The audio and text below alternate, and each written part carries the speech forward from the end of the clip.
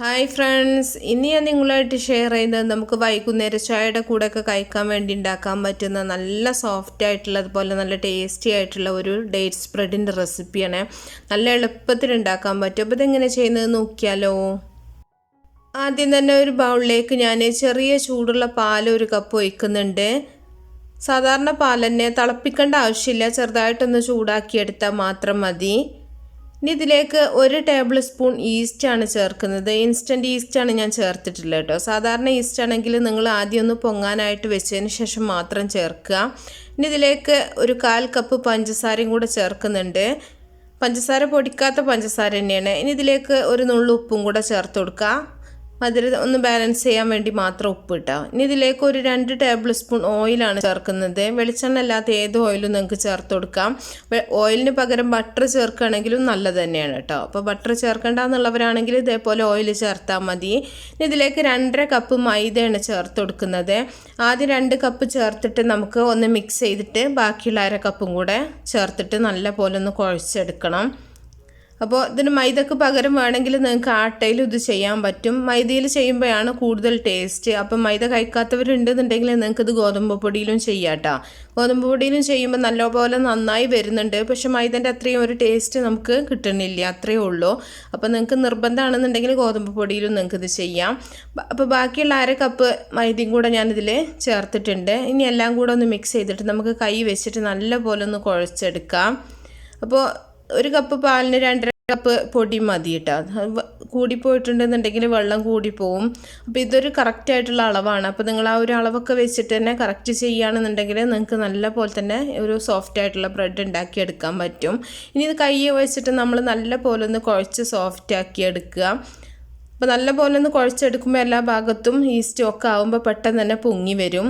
അപ്പോൾ കുറച്ചിങ്ങനെ ഒരു ലൂസായിട്ടാവും മാവ് ഉണ്ടാവുക. ഇനി നമുക്കിത് പൊങ്ങാനായിട്ടൊന്ന് അടച്ചു വെക്കണം.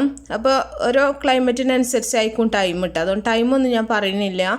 നല്ല പോലെ പൊങ്ങിയതിന് ശേഷം നമുക്കിതുപോലെ എടുത്തിട്ട് ഒന്ന് ഉരുളകളാക്കിയിട്ടൊന്ന് ഉരുട്ടിയെടുക്കണം. അപ്പം നല്ല പോലെ പൊങ്ങിയിട്ടുണ്ട് കേട്ടോ. ബ്രെഡൊക്കെ ആകുമ്പോൾ തന്നെ നല്ല പോലെ പൊങ്ങിയാൽ മാത്രമേ നമുക്ക് നല്ല സോഫ്റ്റ് ആയിട്ടുള്ള ബ്രെഡ് അല്ലെങ്കിൽ ബണ്ണൊക്കെ കിട്ടുള്ളൂ. ചെറുതായിട്ടൊന്ന് പൊങ്ങി വരുമ്പോഴേക്കൊന്നും എടുക്കരുത്. അപ്പോൾ നല്ല ചൂടുള്ള സ്ഥലത്താണെന്നുണ്ടെങ്കിൽ വെറും ഒരു 1-2 മണിക്കൂറിൻ്റെ ഉള്ളിൽ എന്തായാലും നല്ല പോലെ പൊങ്ങി കിട്ടും. അപ്പോൾ ഞാനിത് ഒന്ന് 4 ഉരുളകളാക്കിയിട്ടൊന്ന് മുറിച്ചെടുക്കുന്നുണ്ട്. അതിന് വേണ്ടിയിട്ട് കുറച്ച് പൊടി ഇട്ടിട്ട് നമുക്ക് ഇതൊന്ന് മുറിച്ചെടുക്കാം. അപ്പോൾ കൈ വെച്ചിട്ട് ഉരുളകളാക്കി എടുക്കുക, അല്ലെങ്കിൽ ഇതുപോലെ കത്തി വെച്ചിട്ട് പീസാക്കി എടുക്കുക ചെയ്താൽ മതി. അപ്പോൾ ഇങ്ങനെ ചെയ്യണം നിർബന്ധമൊന്നുമില്ല കേട്ടോ. ഒന്നിച്ചിട്ട് തന്നെ പരത്തിയെടുക്കാൻ നമുക്ക് നല്ല പാടായിരിക്കും. അപ്പോൾ ഒരുപാട് വലിപ്പം ഉണ്ടാവും. അപ്പോൾ നമുക്ക് പരത്തിയെടുക്കാനും ചുരുട്ടിയെടുക്കാനൊക്കെ ബുദ്ധിമുട്ടായിരിക്കും. അതുകൊണ്ട് നമ്മളിതുപോലെ കുറച്ച് ഭാഗങ്ങളാക്കിയിട്ട് നമ്മൾ പരത്തിയെടുക്കണമെന്നുണ്ടെങ്കിൽ നമുക്ക് പണി കുറച്ചും കൂടെ എളുപ്പമായിരിക്കും. ഞാനിത് ഉരുളകളൊക്കെ ഒന്ന് പരത്തിയെടുക്കുന്നുണ്ട്. സാധാരണ നമ്മൾ ചപ്പാത്തിയൊക്കെ പരത്തുന്ന പോലെ കോയിൽ വെച്ചിട്ടൊന്ന് പരത്തിയെടുക്കുക.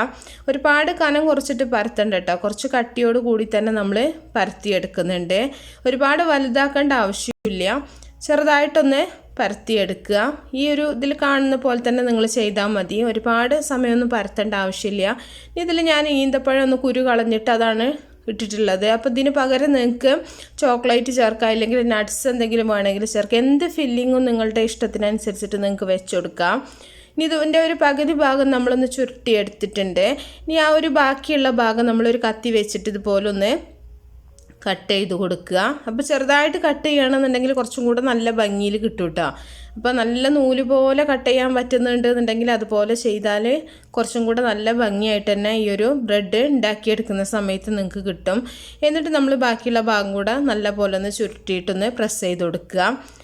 അപ്പോൾ ആ ഒരു ഭംഗിക്ക് വേണ്ടി മാത്രം ചെയ്യാണ് കേട്ടോ. സാധാരണ ബ്രെഡ് പോലെ ബണ്ണ് പോലെ നമുക്ക് ഉരുട്ടിയിട്ട് ഉള്ളിൽ ഫില്ലിങ് വെച്ചിട്ട് അങ്ങനെ ചെയ്ത് ബേക്ക് ചെയ്താലും നല്ല ടേസ്റ്റ് തന്നെയാണ്. ടേസ്റ്റൊക്കെ സെയിം ആയിരിക്കും, പക്ഷേ കാണുമ്പോഴും ഒരു ഭംഗിക്ക് വേണ്ടി മാത്രം ഇതുപോലെ നമുക്ക് ചെയ്യാം.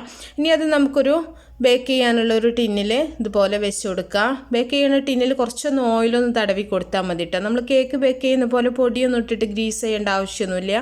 ചെറുതായിട്ട് ഓയിലോ ബട്ടറോ എന്തെങ്കിലും ഒന്ന് തടവിയിട്ട് വെച്ചാൽ മതി. ഇനി ബാക്കിയുള്ള ഉരുളകളും നമുക്ക് ഇതുപോലെ തന്നെ ചെയ്തെടുക്കാം. അപ്പോൾ ഞാൻ ഈന്തപ്പഴം വെച്ച് വിചാരിച്ച് ഈന്തപ്പഴം അധികം ഇഷ്ടമുണ്ടാവില്ല ചിലപ്പോൾ. അപ്പോൾ നിങ്ങളുടെ ഇഷ്ടത്തിനനുസരിച്ചിട്ടുള്ള ഫില്ലിങ് നിങ്ങൾക്ക് വെച്ച് കൊടുക്കാം. അപ്പോൾ അതൊക്കെ ഓരോരുത്തരുടെ ഇഷ്ടമാണ് കേട്ടോ. ഇനി നല്ല സ്പൈസി ആയിട്ടുള്ള എന്തെങ്കിലും ഫില്ലിങ് വെച്ചിട്ട് ഇതുപോലെ തന്നെ നിങ്ങൾക്ക് റെഡിയാക്കി എടുക്കാൻ പറ്റും. അപ്പോൾ ഓരോന്നും ഇതുപോലെ നമുക്കൊന്ന് ഈ ഒരു ടിന്നിൽ സെറ്റ് ചെയ്ത് കൊടുക്കാം. അപ്പോൾ ഒരു 4 ഉരുളകളല്ല, അപ്പോൾ 4 നമുക്കിതുപോലെ തന്നെ ചെയ്തെടുക്കാം. അപ്പോൾ ഞാനിവിടെ ഇത് ബേക്ക് ചെയ്യാണ് ചെയ്യുന്നത്. അപ്പോൾ നിങ്ങൾക്ക് വേണമെങ്കിൽ സ്റ്റൗവിൽ കേക്കൊക്കെ ബേക്ക് ചെയ്യുന്ന പോലെ ബേക്ക് ചെയ്തെടുക്കുക, ഇല്ലെങ്കിൽ ആവിയിൽ വേവിച്ചെടുക്കുക, സ്റ്റീം ചെയ്തെടുക്കുക, അല്ലെങ്കിൽ നിങ്ങൾക്കിത് ഫ്രൈ ചെയ്തെടുക്കാനും പറ്റും കേട്ടോ. അപ്പോൾ ചെറുതാക്കിയിട്ട് വേണമെങ്കിൽ ഫ്രൈ ചെയ്തെടുക്കുക. അതൊക്കെ നിങ്ങളുടെ ഇഷ്ടം പോലെ ചെയ്താൽ മതി, എങ്ങനെ വേണമെന്നുള്ളത് നിങ്ങളുടെ സൗകര്യം പോലെ ചെയ്താൽ മതി. അപ്പോൾ 4 പീസ് ഇതുപോലെ വെച്ചിട്ടുണ്ട്. നന്നായിട്ട് ആ ഒരു ജോയിൻറ്റ് ഭാഗങ്ങളൊക്കെ നല്ല പോലെ ഒന്ന് ഒട്ടിച്ചു കൊടുക്കുക. ഇനി ഇതൊന്നുകൂടെ ഒന്ന് പൊങ്ങാനായിട്ട് മാറ്റി വെക്കണം. നല്ല പോലെ പൊങ്ങിയതിന് ശേഷം മാത്രം നമ്മൾ ബേക്ക് ചെയ്യുക. ആവിയിൽ വേവിക്കുകയാണെങ്കിലും നല്ല പോലെ പൊങ്ങിയതിന് ശേഷം മാത്രം ചെയ്യുക. ഒന്ന് അടച്ച് വെക്കുക കേട്ടോ. അടച്ച് വെച്ച് ഒരു അരമണിക്കൂർ കഴിഞ്ഞാൽ ഇതുപോലെ നല്ല പോലെ നിങ്ങൾക്ക് പൊങ്ങി കിട്ടും. അപ്പോൾ നല്ല പോലെ പൊങ്ങിയതിന് ശേഷം നമുക്കിതിൽ മുട്ടയുടെ മഞ്ഞ ഒന്ന് മിക്സ് ചെയ്തിട്ട് ഇതിൻ്റെ മുകളിലായിട്ടൊന്ന് തേച്ച് കൊടുക്കുക. അപ്പോൾ മുട്ടയുടെ ആ ഒരു ഇത് ഒട്ടും തന്നെ വേണ്ടെന്നുള്ളവരാണെന്നുണ്ടെങ്കിൽ പാല് ഒന്ന് മുകളിലൊന്ന് സ്പ്രെഡ് ചെയ്ത് കൊടുത്താൽ മതി.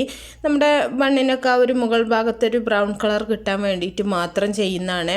അല്ലാണ്ട് മുട്ടയുടെ ആ ഒരു സ്മെല്ലോ ടേസ്റ്റോ ഒന്നും ഈ ഒരു ബ്രെഡിന് ഉണ്ടാവില്ല കേട്ടോ. അപ്പോൾ നിങ്ങൾക്ക് മുട്ട ഒട്ടും വേണ്ടെന്നുള്ളവരാണെന്നുണ്ടെങ്കിലും പാൽ തന്നെ എടുത്താൽ മതി.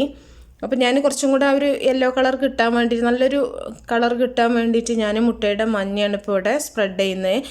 ഇനി ഞാൻ പ്രീ ഹീറ്റ് ചെയ്ത് വെച്ചിട്ടുള്ള ഓവനിൽ വെച്ചിട്ടുണ്ട്. ഓവനിൽ നമുക്കൊരു 35-40 മിനിറ്റ് വരെ വെച്ച് കൊടുക്കാം.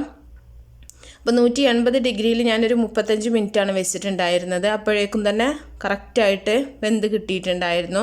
അപ്പോൾ ഇത് നിങ്ങൾ ആവിയിൽ വേവിക്കുകയാണെങ്കിലും ഒരു അരമണിക്കൂറൊക്കെ വേവിച്ചെടുക്കേണ്ടി വരും കേട്ടോ. അപ്പം വേവ് നോക്കിയിട്ട് എടുത്താൽ മതി.